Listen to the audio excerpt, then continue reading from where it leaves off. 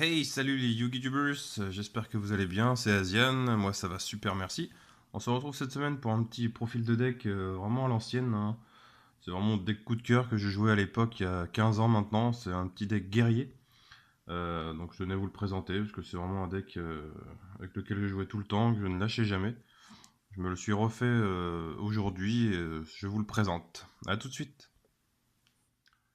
Donc voilà pour la présentation du deck. Comme je vous disais, c'est vraiment un deck que je jouais à l'époque à l'ancienne. Donc on va commencer tout de suite avec les petits monstres. Donc le fameux chevalier commandeur. Donc lui en fait il booste l'attaque de tous les guerriers de 400 points tant qu'il est sur le terrain. Et tant qu'il y a un autre monstre avec lui sur le terrain, il peut pas être ciblé par une attaque. Donc voilà. Ça reste classique mais assez efficace dans les decks à l'ancienne. Donc j'en joue deux. L'idéal c'est vraiment d'avoir les deux sur le terrain, du coup ni l'un ni l'autre peuvent être ciblés par une attaque. Et ils se boostent l'un et l'autre. Ensuite la fameuse DD Dame Guerrière. Donc elle, dès qu'elle combat contre un autre monstre de l'adversaire, on peut bannir le monstre contre lequel elle a combattu avec elle. Donc c'est pratique pour se débarrasser vraiment des monstres nuisibles, on va dire, soit des très gros monstres, soit des monstres indestructibles au combat en fait. Donc c'est vraiment très pratique. Pareil, j'en joue deux. Le petit spadassin des flammes bleues. Pareil, l'artwork il est vraiment classe. Là c'est vraiment l'ancienne à la Joey, hein. Donc là, celui-là, alors une fois par tour, on peut basculer 600 points de son attaque sur un autre monstre. Donc bien sûr, on peut faire ça deux fois maximum vu qu'il a que 1008 d'attaque. Et quand elle est détruite par une carte de l'adversaire au combat ou par un effet de carte et envoyée au cimetière, on peut bannir cette carte du cimetière et ramener un monstre feu du cimetière. Vu que ce sont des feux, voilà, donc pareil j'en joue deux, hein, donc on peut les faire entre eux, ou le fameux chevalier commandeur aussi, pardon, qui lui également est un feu, hein, donc en fait on peut vraiment ramener pas mal de monstres. L'effet est assez intéressant, surtout pour l'époque, hein. Le fait de bannir pour ramener, ça c'était pas vraiment. C'est un peu moins vieux. Ensuite le chevalier Valkyrie, toujours des feux. Pareil, j'en joue deux. Donc eux pareil c'est des boosts, hein, pour les monstres guerriers. Ils peuvent pas cibler de type guerrier tant qu'il est sur le terrain avec une attaque. Quand elle est détruite au combat et envoyée au cimetière, on peut bannir un type guerrier et cette carte, puis cibler un monstre de type guerrier de niveau 5 dans le cimetière pour l'invoquer. Donc pareil, c'est un peu le même effet, sauf que ça cible un niveau 5 au lieu d'un type feu. Donc très intéressant aussi, pareil en double exemplaire. Le classique, un capitaine en maraude, lui c'est vraiment à l'ancienne aussi. C'est très pratique, on peut faire deux invocations par tour avec lui, hein. Dès qu'il est invoqué normalement, on peut invoquer un maximum un niveau 4 depuis la main. Donc, vu que c'est qu'un deck guerrier, ça va très vite aussi à poser. Le petit démon Mega Cyber, donc 2002, un sacrifice. Mais si l'adversaire contrôle le minimum de monstres de plus, on peut l'invoquer spécialement depuis notre main. Donc c'est très intéressant, ça peut aller très vite, hein. On se retrouve vite avec des monstres. Le petit Gaïa, pareil, c'est vraiment à l'ancienne, hein, c'est old school. Si c'est la seule carte dans notre main, en fait, on peut l'invoquer en position d'attaque, mais par contre c'est comme une invocation normale. Mais des fois ça sauve vraiment, parce que si on est en top deck et que vous n'avez pas grand chose sur le terrain, du coup, vous la piochez, vous la posez. Voilà, un monstre à 2003.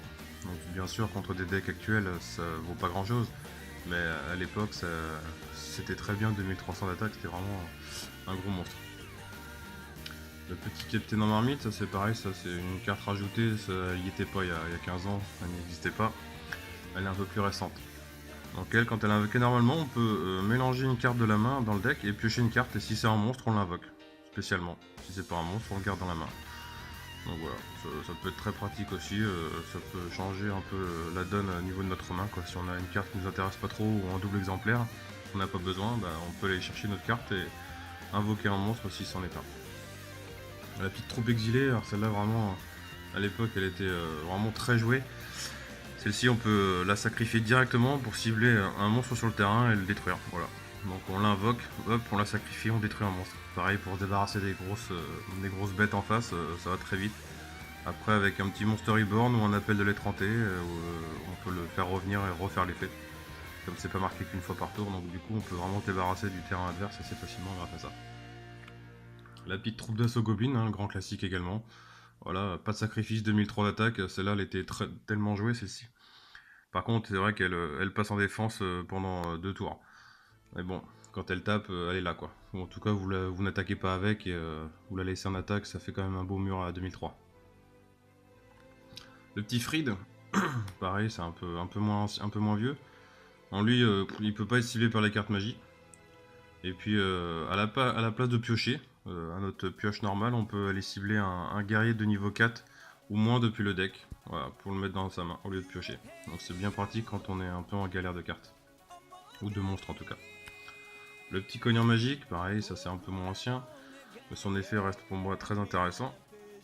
Donc on peut bannir simplement une carte magie du cimetière pour l'invoquer spécialement. Et du coup elle peut attaquer directement l'adversaire.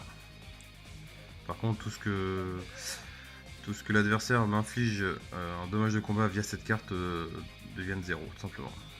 Moi je la trouve très sympa cette carte. J'aime beaucoup jouer avec. Ah, le fameux Donzalug, alors lui c'était une plaie à l'époque, mon dieu. Il n'y a pas grand chose pour le contrer ou ça fait très mal. Ses effets, voilà, dès qu'il inflige des points de dégâts à l'adversaire, vous défaussez une carte au hasard de la main, vous envoyez les 2 premières cartes du dessus du deck de l'adversaire au cimetière. À l'époque, pour meuler ou pour pourrir le deck Exodia, ce genre de choses, c'était vraiment une horreur, notamment. Lui, il était vraiment redouté à l'époque, Donzalug. Il jouait en x3 dans un deck, c'était vraiment mortel. Petit arpenteur magique, pardon. Donc du coup, si cette carte est dans la main, voilà, on peut cibler 2 cartes magie face recto, donc une sur le terrain d'adversaire, une sur le nôtre. On bannit les deux, et puis du coup on peut l'invoquer spécialement. Ça peut être intéressant pour se débarrasser d'une carte terrain d'adversaire, par exemple, ou d'une carte magie vraiment qui vous embête en face quoi. Moi c'est vraiment pour ça aussi que je la joue quoi, ça peut être une raison pour se débarrasser d'une carte de l'adversaire en kikinante. Le petit Mataza, pareil, ça c'est vraiment l'ancienne, alors lui il faisait très mal, hein, booster avec les cartes d'équipement, magie d'équipement pour booster l'attaque, ça faisait très mal et il peut attaquer 2 fois par tour.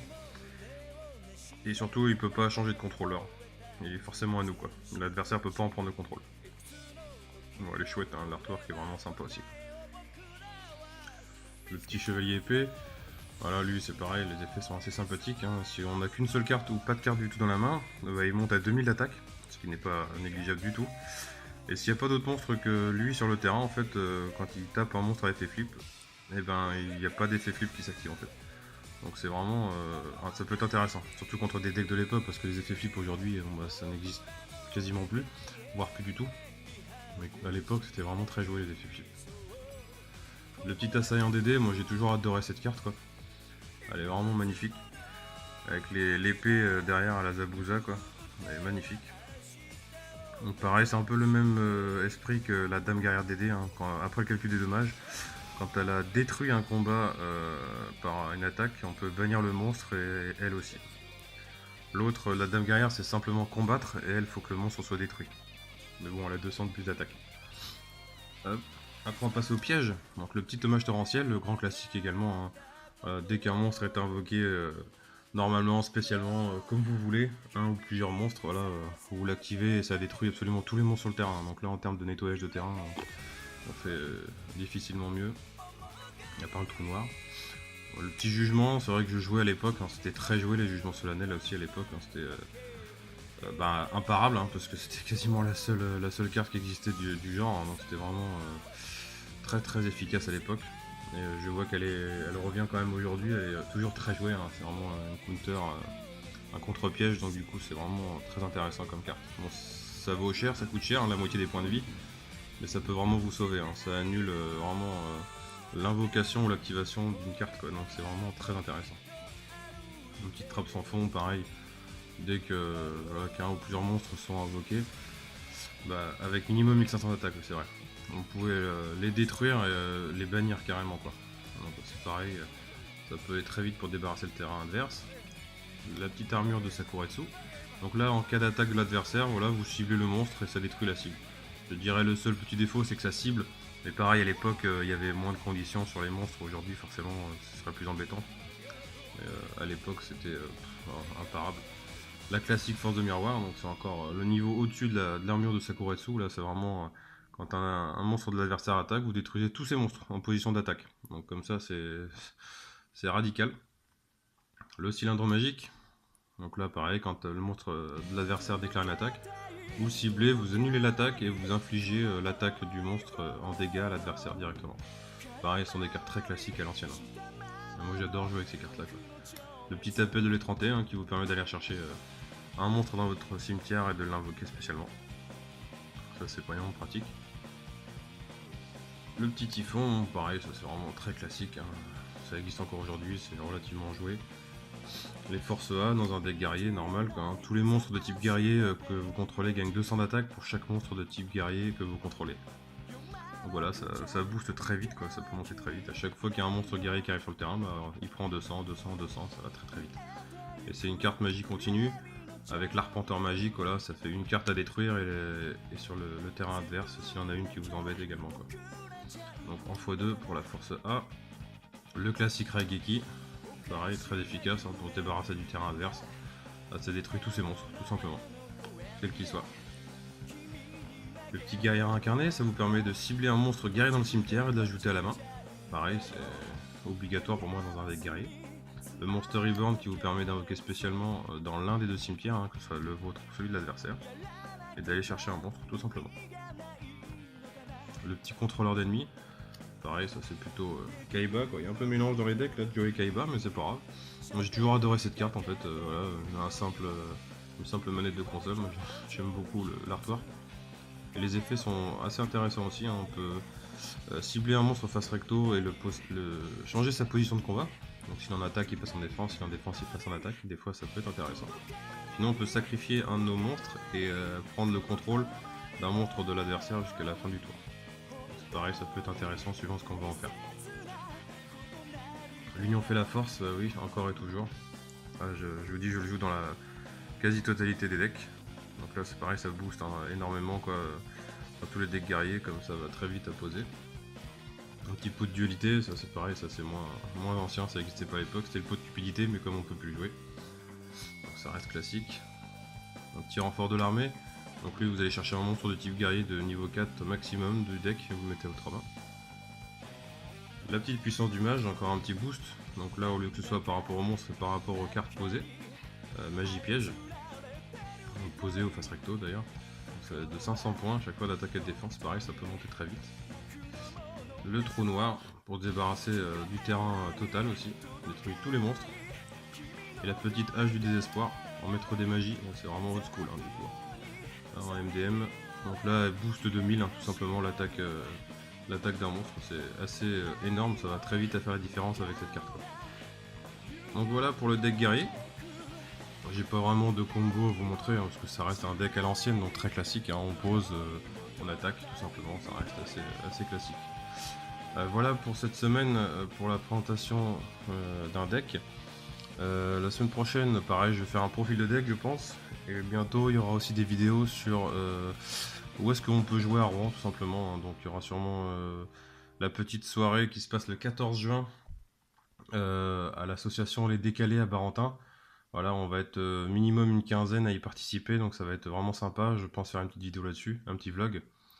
Et je vous présenterai aussi 2 lieux cultes, classiques pour jouer à Yu-Gi-Oh! Ou aux jeux de cartes sur Rouen. Merci de m'avoir regardé, n'hésitez pas à vous abonner, surtout, c'est important. À commenter, partager, mettre un pouce bleu si ça vous a plu. Je vous dis à très vite, ciao!